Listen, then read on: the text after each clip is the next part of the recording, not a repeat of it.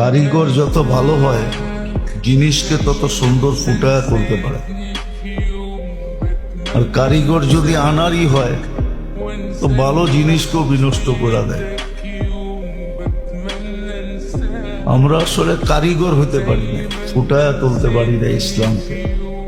যদি ফুটায় তুলতে পারতাম তাহলে আল্লাহর কথাই সত্য ছিল, ইয়াদখুলুনা ফি দীনিল্লাহি আফওয়াজা।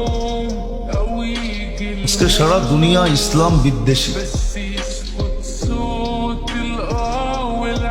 এমনকি মুসলমানের ভিতরও যারা মুসলমানের ঘরে জন্ম নিছে এদের ভিতরও বিরাট একটা সংখ্যা ইসলাম বিদ্বেষী।